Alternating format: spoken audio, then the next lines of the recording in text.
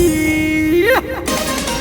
हो हमरा ससुर के तीन गो बेटी हो हमारा संगे करैया बफजेठी हो हमारा बहिन लगा के गरियावे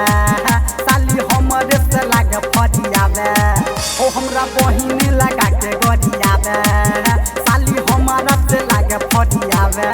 हो हमरा ससुर के तीन गो बेटी हो हमारा संगे करैया बफजेठी हो हमारा बहिन लगा के गरियावे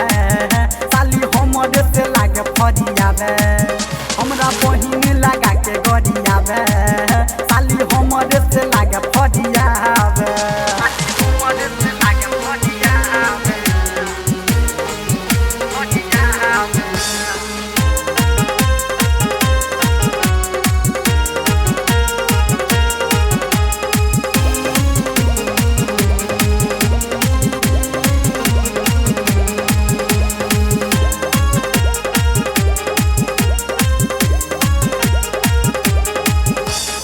ओकरा से निक हमर कनिया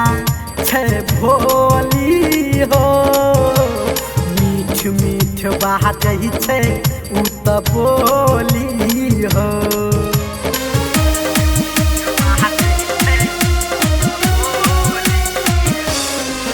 हाँ ओकरा से निक हमर कनिया छे भोली हो मीठ मीठ बात ही छे उ त बोली हो बाकी की त चालू छै पाकल आलू छै बाकी की त चालू छै पाकल आलू छै पूरा बक हमारा बनाबे हो हमरा ससुर के तीन गो बेटी हो हमारा संगे करे छै बफजेठी हो हमारा बहिन लगा के गरियावे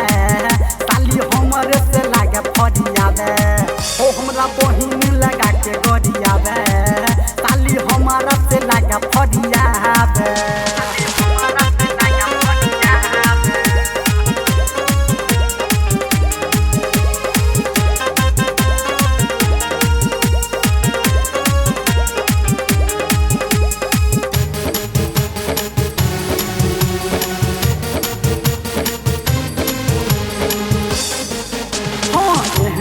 साली जब सबके भेट जेतई हो पेट भरी जेतई ओकरा गाली खेतई हो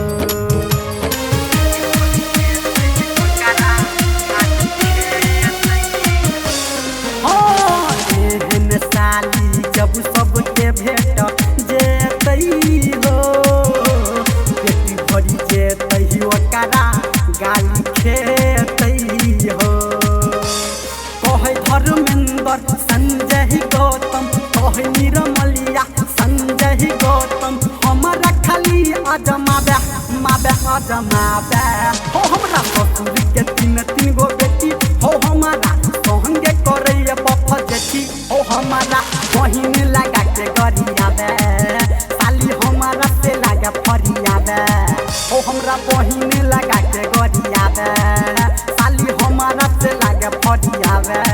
हो हमरा ससुर के तीन गो बेटी हो हमारा संगे करैया बफजेठी हो हमारा बहिन लगा के गरियावे साली हमरे से लागे फरियावे।